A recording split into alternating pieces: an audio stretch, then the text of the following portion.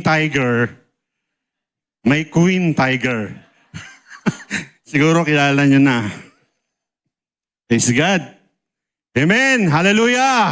Palakpakan natin ang malakas ang ating Panginoon. Yung the best na palakpak. Yung excited na palakpak. Hallelujah. Ito po talaga ang mga anak ng Diyos. Sino pong naniniwala na sa pakikinig at pakikinig ng salita ng Diyos may pagpapala? Wow! Pagdating sa pagpapala, amen lahat. No? Sapagkat maliwanag yung sinabi ng Romans 10:17, faith cometh by hearing, and hearing by the word of God. Sa Bible po mga kapatid, kapag inuulit yung word, ibig sabihin essential. Pag inuulit yung salita, ibig sabihin may importansya, importante sa buhay natin. Kaya ang sabi ng Romans 17, faith cometh by hearing, and hearing by the word of God. Kaya salamat sa Diyos na tayong lahat ay naririto, kundi hindi lang sumamba, kundi pakinggan ang salita ng Diyos sapagkat merong biyaya at pagpapala. Amen po ba? Masaya na po ba kayo? Alam nyo, sa mga oras na ito, kinakabahan ako. Dahil, masayang-masaya ako dahil, again, nakita ko si Mrs. na naglingkod sa Panginoon. Praise God! Nire-requestan siya ni Pastor Tony, kumanta ka naman. Kasi alam nyo po, nung mga bago kami sa Panginoon, nila Pastor Tony, madalas kaming mag-duet niyan.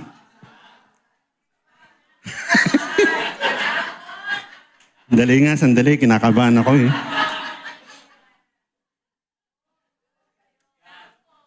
Madalas kaming mag-duet niyan. At alam nyo po ba, nung nagkaroon ng gawain sa bahay nila Pastor Tony, mga binata pa po kami niyan eh.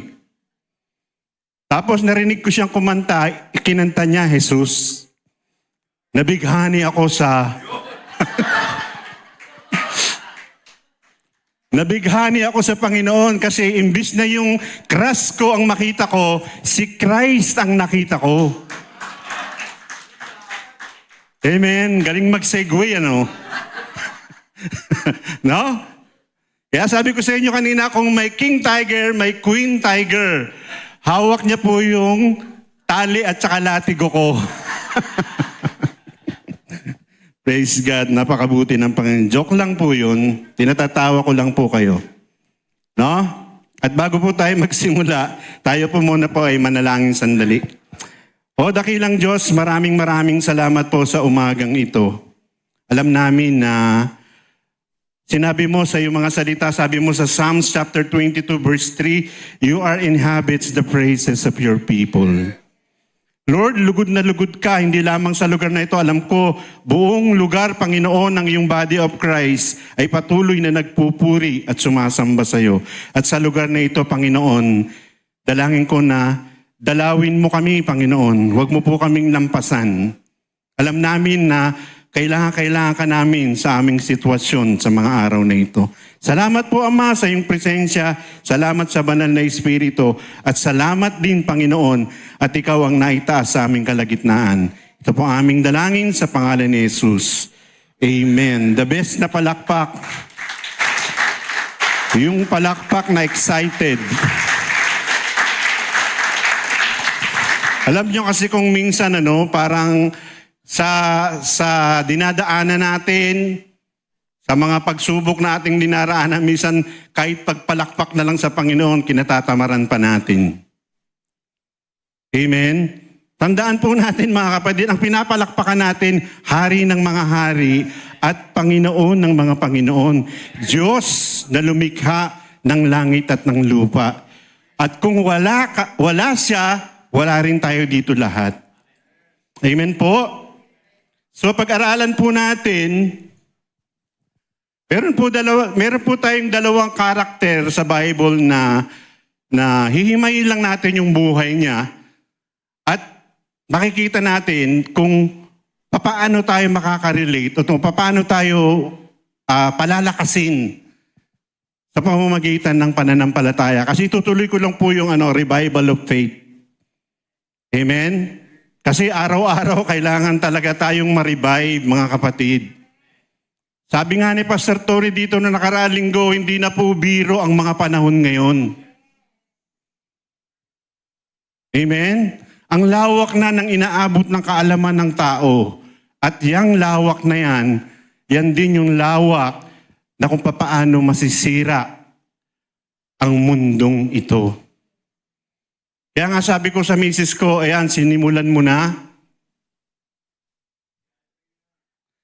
Tuloy-tuloy ka na.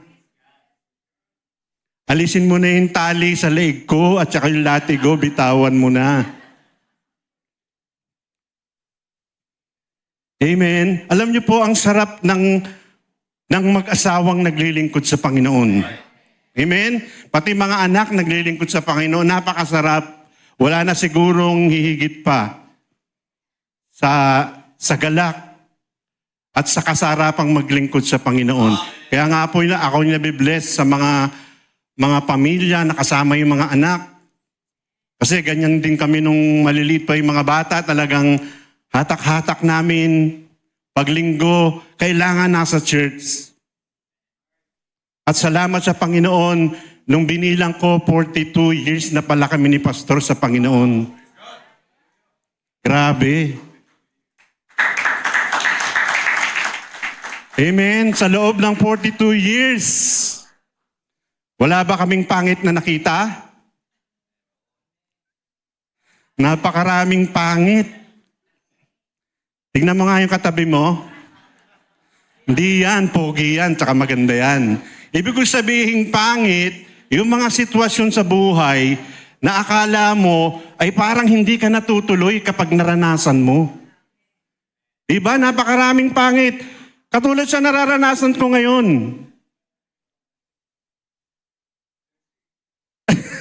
Ipinapakita ko po sa inyo at hindi ko ikinahihiya na dahil sa kalakasan ng Panginoon, kaya po ako nandito sa inyong harapan.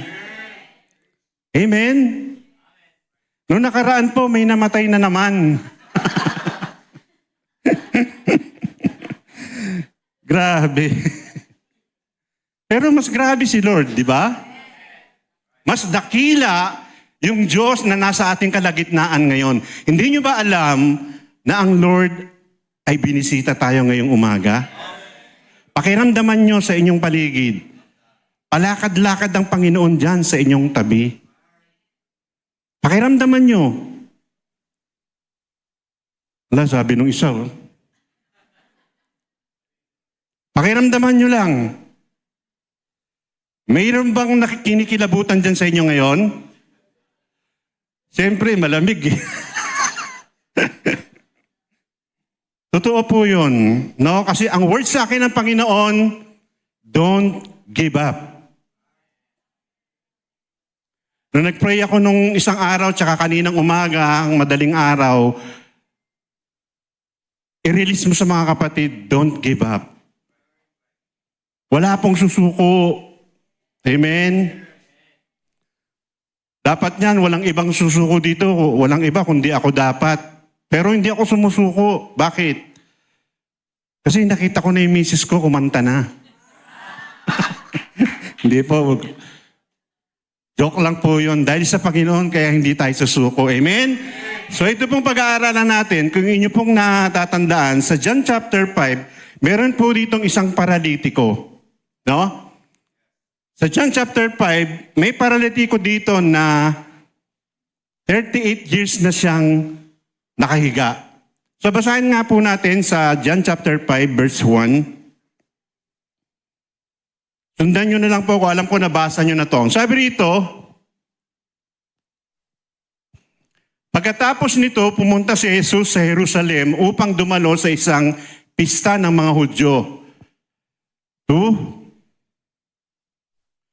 Sa isang pintuan ng lungsod ng Jerusalem, kung saan idinadaan ang mga tupa, ay may paliguan na ang tawag sa wikang Hebreo ay Bethesda. Sa paligid nito ay may 5 silungan. Ibig sabihin po, meron pong pool. Meron pong malaking tangke ng tubig doon sa lugar na yon at pinaliligiran siya ng pader, matataas na gusali. At ang tawag dito, Bethesda, na ang ibig sabihin sa Hebrew, a house of mercy or a house of grace. Yan. Yan yung tawag sa lugar.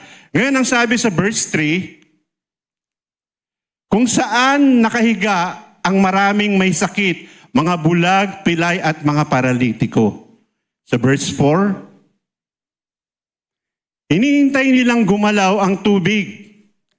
Dahil paminsan-minsan may isang anghel ng Diyos na bumababa doon sa pool upang kalawkawin yung tubig. At kapag narinig nila at nakita nilang gumalaw yung tubig, dali-dali po yung mga may sakit na lumusong doon sa tubig. Ibig sabihin, unahan sila. So meron na palang Olympic nung araw. Nauuso na pala yung unahan. Kasi kapag nauna ka doon, sa kalawkaw ng anghel, gagaling ka. Meron doon isang paralitiko, no? Hindi naman na-mention yung kanyang pangalan, pero ito yung binigyang diin dito sa istorya. No, kung titignan mo, mga kapatid, kung titignan natin yung sitwasyon, isipin mo, nandun lahat yung mga pilay, bulag, pipi, lahat na siguro ng may kapansanan nandun sa paligid ng pool. Mga hindi nakakalakad, mga pingkaw, mga kung ano-anong, siyempre sa isang lugar na ganun, no, kahit dito naman sa atin sa Pilipinas, kapag may nabalitaan kang isang lugar na keso lumuluha, no, talagang dinudumog ng tao. Pero itong Bethesda, makikita natin, tignan nyo po pag ipipicture nyo sa inyong isipan, ano ang sitwasyon sa Bethesda? Kung nandun lahat, doon na sila kumakain, sigurado doon na rin umiihi yun eh. Sigurado may dumudumi na rin doon. Hello? Diba? Kung ipipicture out nyo yung sistema ng Bethesda, sa dami ng may sakit na nakapaligid, siguro parang ang gulo-gulo ng lugar. Amen? At hindi natin masabing mabango yung lugar. Diba? No? Ngayon dito, ang sabi pa sa verse 5, tignan natin. May isang lalaki roon na 38 years na may sakit. Tapos ang sabi sa 6, nakita ni Jesus ang lalaki at nakahiga roon at nalaman niyang matagal na itong may sakit. Si Jesucristo alam niya kaagad na may sakit yon at matagal na. Kaya tinanong siya ni Jesus, gusto mo bang gumaling? Sa umagang ito, kung tayo halimbawa tatanungin ng Panginoon, gusto mo bang gumaling? Pero sa verse 7, iba ang sagot nung lalaki. Sumagot ang may sakit, gusto ko po sana, pero walang tumutulong sa aking lumusong sa tubig kapag kinakalawkaw na ito. Sa tuwing pupunta pa lang ako, nauunahan na ako. So iba ang sagot niya. Ang sabi ng Panginoon, gusto mo bang gumaling? Ang sagot niya, ang layo. Ang inaasahan niya kay Jesus, ito yung tao na tutulong sa kanya na dadalhin doon sa tubig. Yun ang inaasahan ng paralitiko. Kung minsan sa buhay natin may mga sitwasyong ganito, nariyan na ang Panginoon kung kani-kanino pa tayo lumalapit, kung sino-sino pa yung hinahanap natin. Nandyan na nga ang Lord, kasama na natin. Tinatanong na tayo, gusto mo bang gumaling? Kasi iba ang tanong ng Panginoon, dito sa paralitiko at saka yung isang pag-aaralan natin na si Bartimaeus. Kilala niyo si Bartimaeus? Ano si Bartimaeus? Amen. So ang sabi ng Panginoon, gusto mo bang gumaling, pero ang inaasahan ng taong ito, yung tutulong sa kanya. Kasi nung time na yun, hindi pa niya kilala ang Panginoon. Amen? Hindi sa katulad natin, sa time natin ngayon, kilalang-kilala na natin ang Panginoon. No? Sumagot sa verse 8, Brad. Sinabi ni Jesus sa kanya, tumayo ka, buhatin mo ang higaan mo at lumakad ka. Napaka-amazing nung sitwasyon na to. Biglang sinabihan siya ng Panginoon, tumayo ka dyan sa higaan mo. At bitbitin mo at lumakad ka. Yun ba yung inaasahan niya na tao na magdadala sa kanya sa tubig? No, pinupukaw tayo ng Panginoon sa panahon natin ngayon.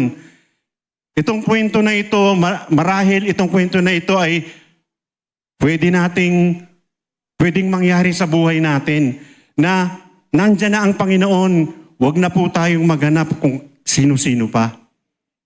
Amen? Sabi ko sa inyo kanina, nandyan ang Lord sa inyong kalagitnaan. Nadarama ko nga eh. Nadarama nyo rin? Di nga. Di ba? Ang sabi niya, if there are 2 or 3 gathered in my name, I'm in the midst of them. Nasa kalagitnaan natin ng Lord, amen? O kung nasa kalagitnaan, ba't di natin palakpakan? So ito po, no? Yung Bethesda po, ang ibig sabihin, house of mercy and a house of grace. Grabe, hindi pala nung Bethesda na yon. Pero ngayon kasi wala na yon eh. Makikita na natin yung mercy at grace nasa trono na ng Diyos. Diba? Pag mananalangin tayo, yung mercy and grace nasa trono na ng ating Panginoon kasi nandun na yung Lord eh. Nakaupo na siya sa kanan ng Ama, kaya yung throne of mercy and a throne of grace. Alam niyo ba kung ano yung mercy or grace? Magkaiba kasi si Aling Mercy at saka si Aling Grace. Magkaiba yon. Ang sabi po ng Biblia, ang sabi rito, banggitin ko lang po para mabilis tayo. The difference between mercy and grace. Ang sabi rito, mercy is the act of withholding punishment. Yung habag ng Diyos, ito yung pumigil sa atin na dapat tayo papunta sa impyerno.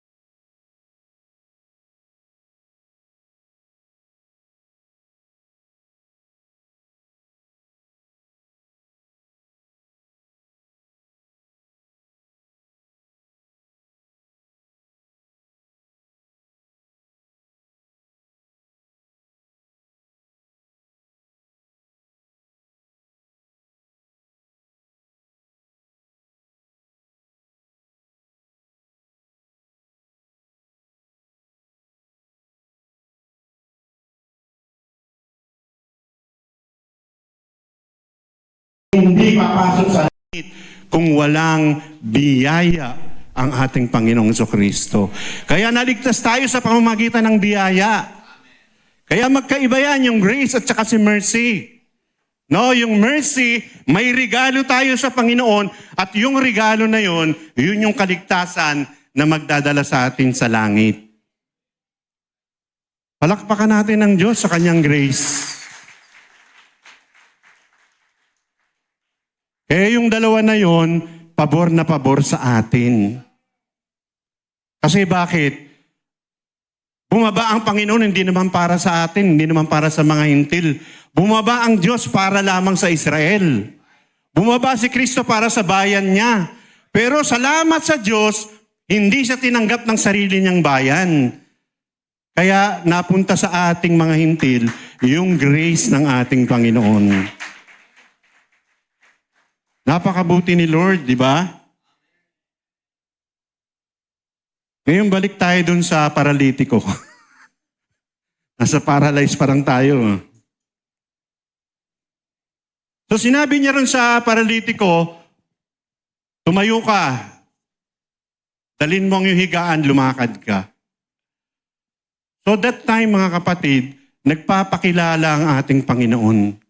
Kasi tandaan nyo, nung pumunta siya dun sa Bethsaida, wala namang mga taong sumusunod sa kanya eh. Hindi naman siya pinagkakaguluhan eh.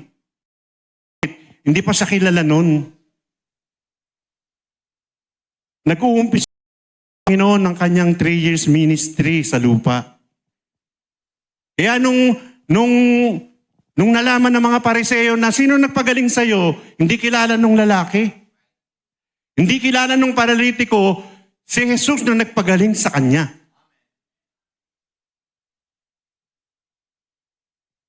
Tapos sa verse 14, nagkita sila sa templo. Ang sabi ni Jesus sa kanya, "O ngayon, magaling ka na." Hindi nagtagal, nagkita si Jesus sa templo, ang taong pinagaling niya at sinabihan niya, "O, magaling ka na ngayon. Huwag ka nang magkasala pa at baka mas masama pa ang mangyari sa iyo." Ngayon, pinagaling na tayo. Ngayon, niligtas na tayo. Ikaw yun. Nasa templo tayo, di ba? Ikaw yung nakikita kong pinagaling ng Lord. Ikaw yung binago ng Lord. Huwag ka nang magkasala pang muli.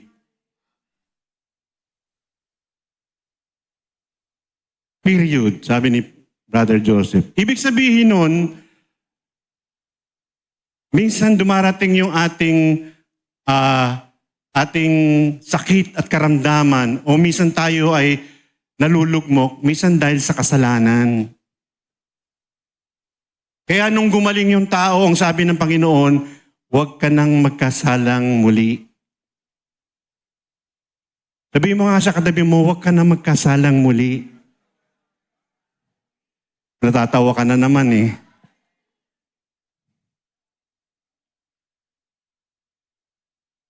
Parang yun yung sinabihan ng Panginoon na babae nung babatuhin, di ba?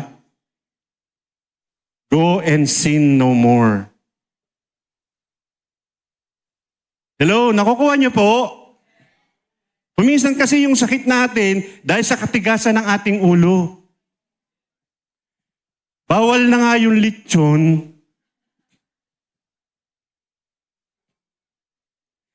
Hindi naman yung balat, chicharon naman eh. No? Bawal na nga dahil masyado lumalaki yung upper natin, nabibigatan yung ating lower.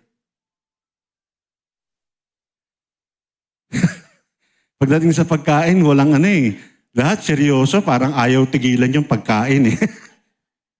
O lamon, kaya. No, wag na tayo magkasalang muli.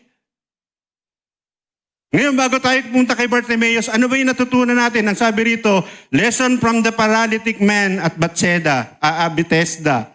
Ang sabi rito, makikita natin sa sobrang pangit ng kanyang paligid, hindi siya sumuko. Don't give up. Diba, sino ba naman na magagandaan doon sa paligid mo? Puro may sakit, puro pingkaw, puro lahat. Ang pangit ng iyong surroundings, yung iyong vicinity, yung iyong mga kapitbahay. Pangit ba? Alam ba ng mga kapitbahay mo na pangit ka rin?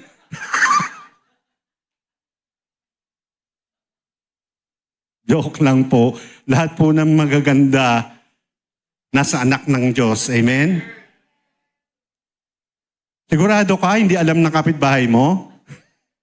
So, ibig sabihin, dito sa ating pinag-aaralan, pinakikita, maging yung sa surrounding mo, kailangan maayos ka. Kasi tignan mo, 38 years, di ba may sakit yung paralitiko, pagdating nung 39 years, nakatayo na siya. Pagdating nung 39 years, nakakalakad na siya. Nabago na yung kanyang buhay. Kami ni Pastor Tony, 42 years na eh. Daig pa namin yun. Joke lang po. No? Pastor, 42 years na tayo. Kami pa rin ang nakikita. Diyan, nadagdagan si Pastor Pin, Pastor Benji, Pastora Belinda, at higit sa lahat, nadagdagan kayong pamilya ng SMS Church. Amen. Revival. Na-revive yung paralitiko. Ang sabi rito, don't give up, sapagkat ang sabi niya, every trial is a great test in our testimony. Mahalaga yung ating patotoo, mga kapatid. Ngayon, kung sa trial lang na yan, masisira ang patotoo mo sa paligid. Ano na? Ang ganda nung kinanta kanina, di ba? Di ba ang gandong kinanta? Kung pagmasdan mo ang mundo, unti-unting gumugulo. Di ba? Tapos ang sabi ron, mga anak ng Diyos, bakit kung minsan tayo pa? Hello, revival, anak ng Diyos. Sino mga anak ng Diyos? Taas ang kamay. Bakit kung minsan tayo pa? Tayo pa kung minsan yung pasuway. Diba? Hello, gumising tayo. Ipakita na tayo sa Diyos. Ang kabataan ay huwag nating pabayaan. Kabataan. Hello. So ang sabi pa rito, this man kept trading for 38 years despite failing at every attempt. He could let the pool. No, sa kabila nung napakarami niyang hindi niya magawa doon sa pool, ang pinakamaganda lang dito na matututunan natin, hindi siya umalis doon sa pool hanggat na-meet niya ang ating Panginoon. Mga kapatid, ano man ang sitwasyon natin, don't turn around. Let the cross before us and let the sin behind us. Diba, huwag tayo mag-turn around. Ano man yung nararanasan mo, alam ko, walang tao dito na walang problema. Walang Kristiyano sa loob na ito na walang problema. Amen? Lahat ba tayo may problema? Don't turn around. Don't give up. Kaya kita mo sa pagtagal nung lumpo, pagdating ng 39 years, umayos na, nagkaroon na ng breakthrough. Why? Because Jesus come to his life. Dumating sa buhay niya ang ating Panginoon. Kapatid, nang dumating ang Panginoon sa buhay natin, nabago ba ang ating buhay? Amen. Katulad ni Brother Joseph, kagagaling lang nito sa Hong Kong eh. Nung ano lang, Miyerkules lang yata dumating o Huwebes. Pinagpala. Bakit? Katagpo niya ang Panginoon nakasama niya Di ba? Hello? Ayos lang ba kayo? Naintindihan niyo ba? Kung hindi, labasan na lang tayo dito sa... So meron tayong revival na nakuha. Meron tayong napulot na paglabas natin sa lugar na ito, ganun pala. Kailangan pala kahit anong sitwasyon sa buhay, kailangan pala, nasa Panginoon lang ako. Walang turn around. Walang mag-u-turn. Walang magle-left turn. Don't give up. Amen? Wala tayong atrasan. Diba? Ba't yung iba, parang wala yata ngayon parang umatras na. So, amen. Praise God. Palakpakan po natin ang Panginoon sa buhay ng paralitiko. Nakakuha tayo ng mga ilang paalaala doon sa Ngayon, tignan naman natin si Bartimaeus. No? Sino nakakakilala kay Bartimaeus? Sa Luke chapter 18, verse 35 to 41, si Bartimaeus po ay bulag.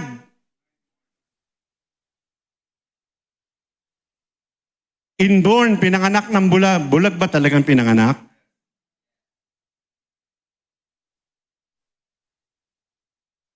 Ano ba si Bartimaeus? Isang beggar, pulubi. Nakaupo lang doon sa kabilang, sa tabi-tabi. At nakahalukip-kip doon sa kanyang robe. Ganon si Bartimaeus. Ngayon, basahin natin yung istorya ni Bartimaeus. Tignan natin kung gaano kakulit itong si Bartimaeus. Kasi magkaiba sila Itong paralitiko, tahimik lang. Parang alam niyo yung babaeng inaagasan ng 12 years? Sino nakabasa doon? Yung bleeding woman, 12 years na siyang inaagasan. Dumarating na ang Panginoon, napakatahimik niya. Simpleng-simpleng nakaupo lang sa tabi. Pero ang sabi niya, mahawakan ko lang yung laylayan ng damit ng Panginoon, gagaling ako. Diba, tahimik lang, magkaiba sila ni Bartimaeus. Basahin natin si Bartimaeus. Yung word Bartimaeus po, ito po ay, ang ibig sabihin po nitong kanyang pangalan is a son of unclean. Anak ng, ano ba yung unclean sa Tagalog? Marumi. Hindi malinis. Yun ang ibig sabihin ng pangalan ni Bartimaeus. Pakisabi mo nga sa katabi mo, naligo ka ba?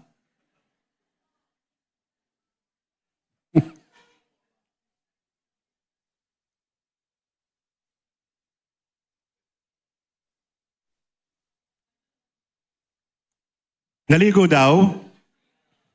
Maamoy mo naman yan Si Bartimaeus hindi ito naliligo. Beggar nga Diba? So kapag ang kanina yung paralitiko, ang pangit ng kanyang kapaligiran, talagang mabaho talaga, madumi. Si Bartimaeus naman iba. Siya mismo yung madumi. Siya mismo yung hindi naliligo. Diba? Basahin natin, Brad. Luke chapter 18, verse 35. Nang malapit na si Jesus sa Jericho, may isang lalaking bulag na nakaupo sa tabi ng daan at namamalimos. Nasa tabing daan lang yan Alam niyo yung mga beggar, hindi yan masyadong pumupront. Hindi yan masyadong gumigitna. Sa atin kasi, tayo porke hindi beggar, gitna tayo ng gitna No? Ito, lagi lang nasa tabi. Nang malapit na si Jesus sa Jericho, papunta si Jesus nito sa Jericho. Galing siya ng Jerusalem. May isang lalaking bulag na nakaupo sa tabi ng daan na mamalimos. Alam niyo naman yung mga beggar, di ba? No? Dito sa panahon natin ngayon, dito sa lugar natin, dami niyan. Namamalimos. Sino namamalimos dito? Wala naman siguro. So next, nang marinig niya ang maraming taong nagdaraan, nagtanong siya kung ano ang nangyayari. Kumbaga parang nagkakagulo. No? Doon sa kinauupuan niya, parang nagkakagulo. Ano ba yun? Kasi bulag siya eh. Para ang gulo nung dumadating, ano ba yan? Meron bang ano dyan? Tanong siya ng tanong. No, may ayuda dyan. Sa ayuda kasi, kahit hindi ka bulag, nakikiayuda ka. Dapat itong si Bartimeus, bigyan ng ayuda to dahil bulag to eh. Ano nga pulubi. Di ba, magulo, parang may yung naririnig. Alam nyo kasi yung bulag, malakas ang pakiramdam nito. No? Malakas ang pakiramdam ng mga bulag, alam nila yung nangyayari sa kapaligiran. Kaya kung may ayuda, alam nila yan. Lalo na yung hindi bulag. No, next. So magulo, sabi nga noong 37, sinabi sa kanya ng mga tao, dumadaan si Jesus na taga Nazaret. Wow! Dumadaan si Jesus na taga Nazaret. Dito sa kanto ng Abukay, nangangaral yung mga kapatid natin. Nandun si Jesus na taga Nazaret. Amen, nagkakagulo. Pero walang lumalapit pag may nangangaral dun. Pero subukan mong ilagay dun si Alden Richard at saka si Catherine Bernardo. Subukan mo magpaskil ka doon. Sa ganitong Sabado, darating si Alden Richard at si Catherine Bernardo dyan sa kanto. Alas 5 ng hapon. Alauna pa lang ng madaling araw, puno na yan. May dala-dala pang bangko. Dumadaan ang Panginoon, naguguluhan si Bartimeus. Next po. Sumigaw ang bulag. Yan. Sabi ko sa inyo kanina, iba siya dun sa babaeng bleeding. Tahimik lang yung babae. Diba? Sumigaw si Bartimeus, anak ni David. Maawa po kayo sa akin. Mercy. Have mercy on me. Anak ni David. Kilala niya si Jesus. Alam niya galing sa lipi ni David si Jesus. Makikita niyo, bulag yan Ano masasabi niyo? Diba? Maliwanag na Marites at Marisol. Kahit bulag. Kasi kilala niya Anak ni David, yun ang sigaw niya. Jesus, anak ni David. Tayo kung minsan napakatahimik natin, meron na palang nangyayari. Ayaw man lang tayong gumalaw, ayaw man lang tayong kumilos, ayaw man lang tayong pumasok sa trono ng Diyos. Panginoon, kailangan kita. Tahimik na tahimik tayo. Diba, nakita niyo yung mga kalalakihan dyan? Sumisigaw, ipinapangaral ang Panginoon. Nasaan si Ryan? Nakatape nga yung pinapangaral ni Ryan So sumisigaw. Tayo ba minsan dito sumisigaw, magpapuri sa Diyos? Ganadong-ganado na si Otep kanina rito, pero yung nasa likod siguro ano ba yan? Minsan sigaw naman tayo sa Panginoon, amen! Amen! Sigaw tayo, hallelujah! Hallelujah! Palakpakan natin ang Panginoon! Yun minsan ang kulang sa atin Panayang sigaw dito ni Pastor Pin, fire! Fire! Tapos yung iba naman may water trunk na dala. Ayaw mag-fire. Gayahin natin si Bartimeus. Meron siyang verbal sa Panginoon. At ang maganda, kilala niya ang Panginoon. Tayo, kilala ba natin ang Panginoon? Sumigaw tayo ng hallelujah! Hallelujah! Oh, kilala naman pala eh. Pwede naman palang sumigaw eh. Ganon si Bartimeus, di ba? Sumisigaw siya pagka talagang kailangan. Pero wag naman yung madaling araw eh, nananalangin ka, sigaw ka ng sigaw. Wag naman. Iba naman kasi yung sigaw nun. Sigaw ng damdamin yun habang nagpe-pray ka. 39, pakitingnan natin. Sinaway siya ng mga taong nasa unahan. Eto na, minsan. Si Bartimeus, sinasaway. Minsan tayo, maraming sumasaway din sa atin eh. Sino dito sinasaway ng asawa niya? Sino dito sinasaway ng kanyang mga kamag-anakan na dumalo? Diba? Minsan marami tayong balakid. Aatin lang, napakaraming balakid. Ang sabi niya, pero lalo pa niyang nilakasan ang pagsigaw. Lalong naging eager pa siya. Dapat ganito tayong mga Kristiyano eh. Diba? Dapat lagi tayong eager sa Panginoon. Lagi natin, kung tayo sinasaway, kung tayo hindi pinaatin, kung tayo hindi atin ang gawain dahil mga hallelujah yan. Hanggang ngayon, marami pa yan. Lalo po tayong magpursige, mga kapatid. Walang makakapigil sa atin sa pagsamba sa ating Panginoon. Kailangan porsigido tayo. Diba? Minsan, konting ulan lang eh. Maawa pa po kayo sa akin. Mercy na naman. Next. Tumigil si Jesus at iniutos na dalhin sa kanya ang bulag. Nang makalapit ang bulag, tinanong niya ito. Next. Ano ang gusto mong gawin ko sa iyo? Yung kaninang paralitiko, iba ang tanong ng Panginoon. Gusto mo bang gumaling?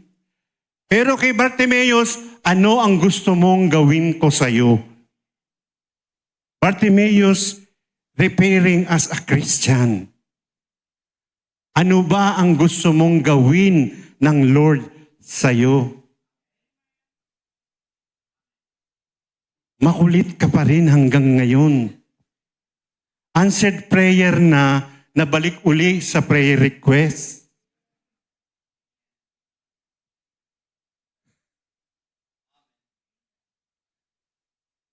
Come on. Diba? Kristiyano na tayo eh. Ang tinatanong ng Panginoon lagi, ano ba ang gusto mong gawin ko sa iyo? Hindi na ganito ang tanong, hindi na gusto mo bang gumaling? Hindi na ganito ang tanong eh. Ang tanong, ano ba ang gusto kong gawin sa iyo? Pero si Bartimeus, talagang prangka. Prangka siya, sabi nila susunod, 42. Sinabi sa kanya ni Jesus, makakakita ka na, pinagaling ka na ng iyong pananampalataya. Repairing as Christian. Yung kanina sa paralitiko, hindi niya sinabing pinagaling ka ng iyong pananampalataya. Wala siyang sinabi sa paralitiko. Ang sinabi niya lang, tumayo ka, buhatin mo ang iyong higaan. Repairing sa unbeliever. Tayo lagi tayong tinatanong ng Panginoon, pinagaling ka sa iyong pananampalataya. Nabago ka dahil sa iyong pananampalataya. Pinagpala ka dahil sa iyong pananampalataya. Amen? So next, tuloy. Hanggang 42 lang yata yan. Pero ito, no, bigyan ko lang po kayo ng konting, mabilis lang to para hindi tayo mabagal. Yung 5 Anong oras na ba? Mukhang ano na. Matatapos na pala. Hindi na kaya natin ito ituloy? 5 characteristics of Bartimaeus. Yan. Bibilisan ko na lang po para hindi mabagal. No? Sabi sa 1,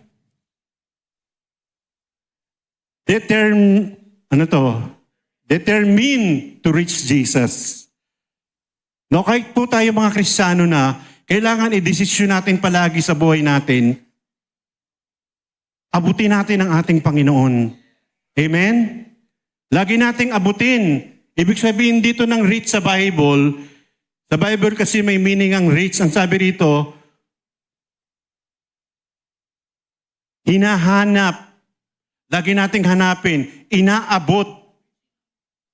Lagi nating i-reach ang ating Panginoon. At ang sabi po rito, gustong makausap. Yun ang ibig sabihin ng reach. Ganon ang gusto ni Bartimaeus, di ba? At ang sabi pa rito, to arrive the place. Abutin natin ng Diyos. Kailangan makarating tayo dun sa lugar. Kailangan pagsimula ng worship, hindi ka late. Amen? So number 1 yan. Number 2, bibilisan ko na lang po. Knows who Jesus is. Kung minsan, mga Kristiyano na tayo, hindi pa natin masyadong kilala ang Panginoon eh. Sino ba siya? Ano ba siya? Bakit ba siya nasa buhay ko? Diba? Kung minsan kilala lang natin siya tagapagligtas, pero Panginoon, hindi. Tandaan po natin, kapag tinanggap natin ang Panginoon, pag tayo'y na born again, both dapat nasa atin yan, Lord and Savior. Kung minsan Savior lang, walang Lord. Kasi kung Savior lang, wala. Madalas sabihin dito ni Pastor Tony, ikaw pa rin nasusunod sa sarili mo. Hindi ang Panginoon. Amen? No, sa kabilang banda, no, si Bartimaeus, yung 5 na yan, nasa kanya biglaan. Kaya anong sinabi ng Panginoon sa kanya, makakakita ka na dahil sa iyong pananampalataya. Tinanggal ni Bartimaeus yung kanyang balabal. Alam niyo po, sa panahon noon, kapag ikaw ay beggar, ini-issuehan ka ng balabal ng government. At yung government at yung balabal na yon, yun na yung pinakabuhay mo, yung pinakabahay mo, nandun na lahat sa balabal na yon. Kaya nung nakakita si Bartimaeus, tinanggal niya yung kanyang balabal, simbolo na wala na siya doon sa blindness ng kanyang spiritual. Yung bandage. Kaya nung nakilala natin ang Panginoon, di ba? Tinanggal na natin yung ating mga balabal. Wala na yung balabal ng kahinapan. Wala na yung balabal ng kabulagan. Wala na yung balabal ng lagi tayong nalulugmok. Tumayo na si Bartimaeus, di ba? Because knows Jesus is. Number 3, comes humbly to Jesus. Comes humbly, lagi tayong magpakumbaba sa Panginoon. Amen. Kung minsan, binanggit ni Pastor Pin nung Webes, pride, kung minsan na nakakabagsak sa atin. No, dahil sa pride, hindi tayo makausad sa ating buhay Kristiyano. Kasi may pride eh. Pagka may pride, mayabang, mapagmataas. Kapag may pride, ayaw magpasakop. Come humbly to Jesus. Amen? Lapit tayo. Number 4, submit to Jesus. Ito yung ginawa ni Bartimaeus. Roboni, ang ibig sabihin, my master, my teacher. Diba? Yun naman ang Panginoon sa buhay natin, diba? Ating master, ating majesty, ating teacher, submit. Diba? Amen? Napaka-importante ng submission sa harapan ng ating Panginoon. Ibababa natin yung ating sarili upang ang Panginoon ang maiangat sa ating sarili. Amen? Ang sabi nga ng Galatians chapter 2 verse 20, di ba? Yung paborito natin. Namatay na akong kasama ni Jesus sa krus. At kung ako man ay nabubuhay ngayon, hindi na ako ang nabubuhay, kundi si Kristo na ang nabubuhay sa atin. No? Sino ba gustong maglingkod sa Panginoon? Taas ang kamay. Deny yourself. Kailangan mamatay tayo sa ating sarili. Kung dati kang madaldal o marites, kailangan mamatay ka dyan. Dati kang mabisyo, kailangan mamatay ka dyan. Kung gusto mo talagang maglingkod sa Panginoon. Amen? So last po, number 5, bring Jesus a specific request. Sabihin natin sa Panginoon kung ano talaga ang gusto nating request para sa Kanya. Yun ang ginawa ni Bartimeus. Kaya itong 5 ito, nung nag-operate sa buhay ni Bartimeus, ano nangyari? Pinagaling siya nung kanyang pananampalataya. Amen? Ngayon, tatanungin ko kayo. Tatanungin ko kayo ngayon. Tapos na tayo eh. Sobra na, overtime na. Did you really, Jesus, experience revival? Nakaranas ba si Jesus ng revival? Hello? Si Jesus ba nangailangan din ng revival? Yes! The agony in the Garden of Gethsemane. Hello? Kung ang Panginoon kailangan ng revival, tayo pa? Nangailangan ng Diyos, si Kristo ng revival. Natatandaan nyo nung malapit na siyang hulihin? Nananalangin sa Gethsemane at pagkatapos ang pawis niya halos dugo ang pumatak sa lupa. Sabi niya, Panginoon, Ama ko, kung maari lang, huwag mong paraanin sa akin itong saro na ito, yung kahirapan na kanyang daranasin.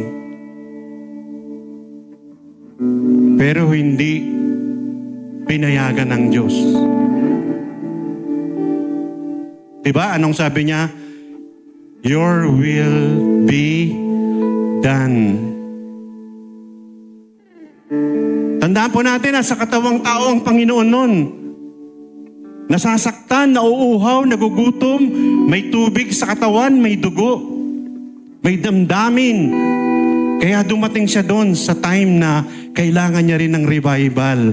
Kasi hindi matutupad yung kanyang pagkamatay sa krus kung hindi siya na-revive nung time na yun. Noong sabi niya, dahil sa salita mo, Panginoon, your will be done. Tandaan po natin, salita ng Diyos, yung nagbigay sa Panginoon na kaya niya itinuloy yung pagkamatay niya sa krus ng Kalbaryo. At yun ang talagang nakadesign na. Hello?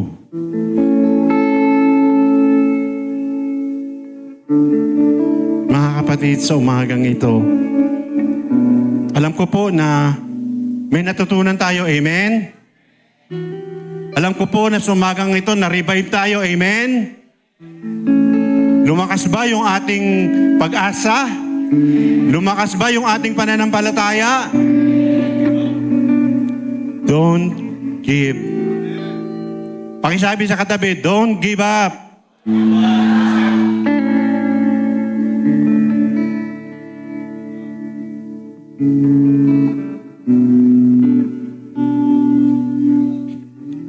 Hallelujah. Sa mga oras nito, Lord, tayong lahat po ay yumuko. Hindi ko na po kayo muna patatayuin. Yuko po tayo. Make it seriously. Yung ating pagpikit at yung ating paglapit sa Panginoon.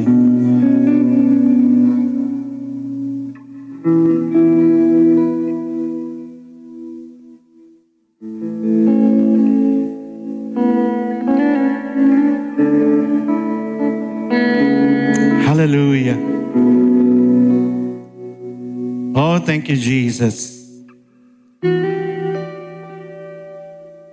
Ama, sa umagang ito, ikaw po ang nakakaalam ng aming nilalaman ng aming puso. Alam ko po, Panginoon, na mayroong nangyari sa umagang ito sa aming buhay.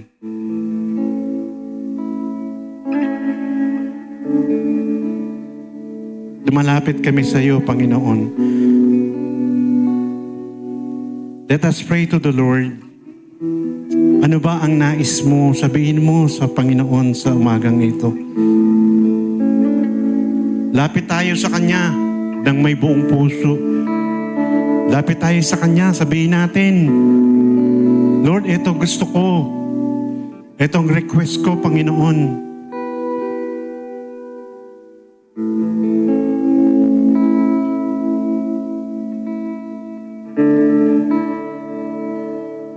Manahimik tayo at panalangin sa Panginoon.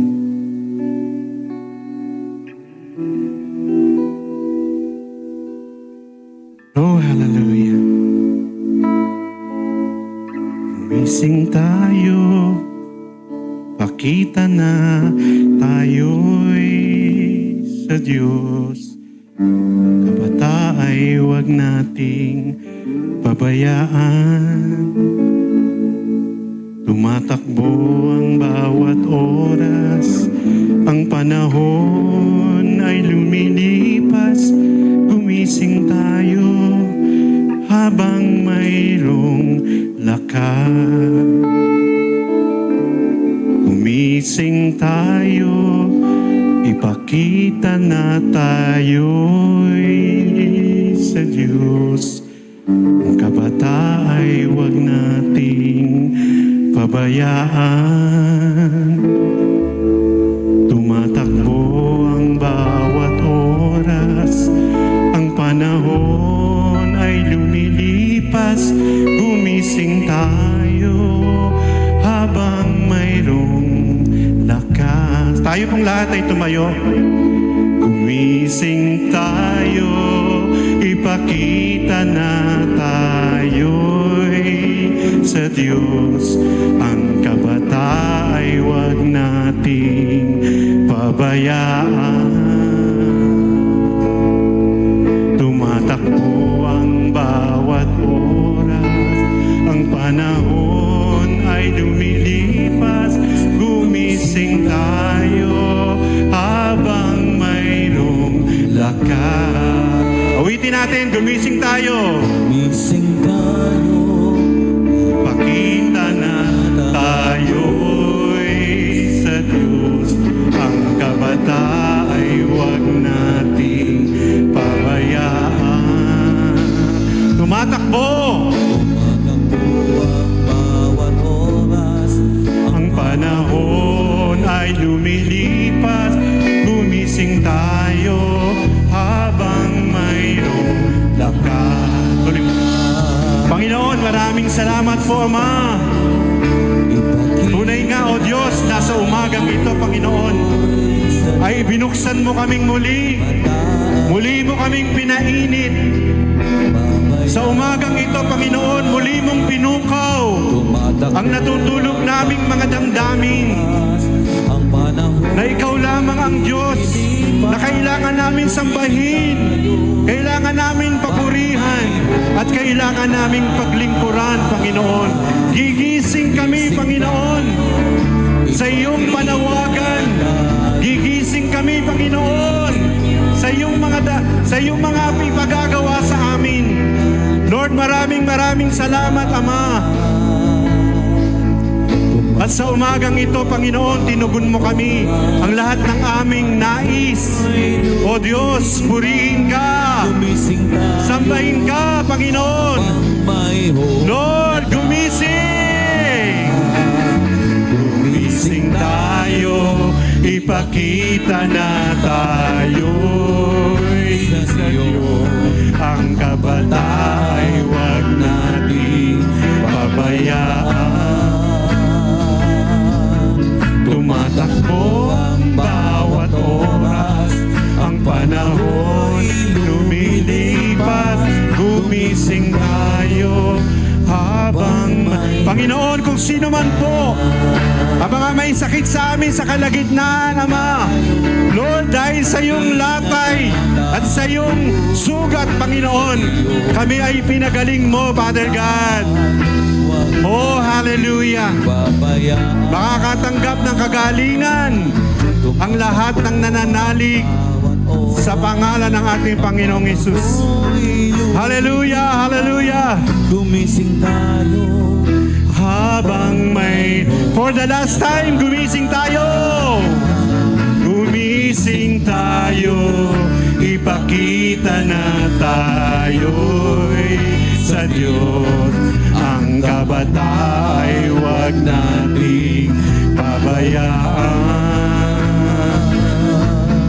Tumatakbo ang bawat oras, ang panahon ay lumilipas. Gumising tayo habang mayroong lakas. Gumising tayo. Gumising tayo habang mayroong lakas. Panginoon, marami pong salamat sa umagang ito. Thank you, Jesus, sa iyong presensya. Lord, lalabas kami sa lugar na ito na hindi na katulad ng dati. Maraming salamat po. Binabalik po namin sa iyo ang pinakamataas na papuri, pinakamataas na pagsamba, pinakamataas na pasasalamat. Ito po ang aming samo at dalangin. Sa pangalan ni Jesus, tayo pong lahat ay sumigaw ng Amen. palakpakan po natin ang Panginoon. Magandang umaga po. Tayo po'y magkamayan.